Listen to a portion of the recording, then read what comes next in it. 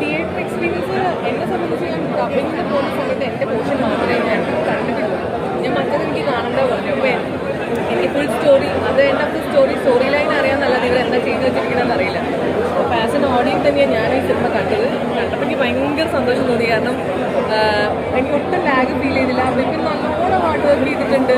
Fight sequence ഉണ്ട്, romance ഉണ്ട്, നന്നായി പ്രസൻറ്റ് ചെയ്തിട്ടുണ്ട്. അപ്പം സത്യം പറഞ്ഞാൽ വിപിൻ്റെ സിനിമ തന്നെയാണല്ലേ, ഓൾ ഇൻ ഓൾ വിപിൻ്റെ സിനിമയാണ്. അവൻ്റെ ഹാർഡ് വർക്കാണ്. ഇങ്ങനെ ഒരു റോള് ചെയ്തിട്ടില്ലല്ലോ, ആദ്യമായിട്ടാണ് ഇത്രയും നിങ്ങൾ കാണണം. അത്രയും അവൻ്റെ ഹാർഡ് വർക്ക് കൂടെ ഉണ്ട് അതിൽ. അറിയാനില്ല. എന്തായാലും നിങ്ങൾ കണ്ട് അഭിപ്രായങ്ങൾ അറിയിക്കുക. ജെനുവിനായിട്ട് നിങ്ങളുടെ അത് റിവ്യൂ ചെയ്തിട്ട് എന്നെ സംബന്ധിച്ച് എനിക്ക് പടം വർക്കൗട്ടായിരുന്നു. ബാക്കി ക്യാമ്പ് കാര്യങ്ങളൊക്കെ ഇപ്പോൾ ഇൻസ്റ്റാഗ്രാമിലൊക്കെ ഭയങ്കര വൈറലാണ്, എല്ലാവരും കണക്ട് ചെയ്യുന്ന കാര്യങ്ങളാണ്. അത്തരം കാര്യങ്ങൾ സിനിമയിൽ എങ്ങനെ വർക്കൗട്ടായിരുന്നു?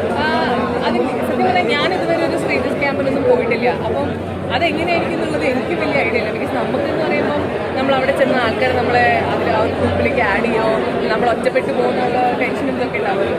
സിനിമ തുടങ്ങുന്നത് തന്നെ ആ രീതിയിലാണല്ലോ, ഒരു ക്യാമ്പിൻ്റെ ഇതിലാണ്. അപ്പം എനിക്കത് നല്ല എക്സ്പീരിയൻസ് ആയിരുന്നു. കാരണം ഞാൻ ഒരു ക്യൂരിയോസിറ്റി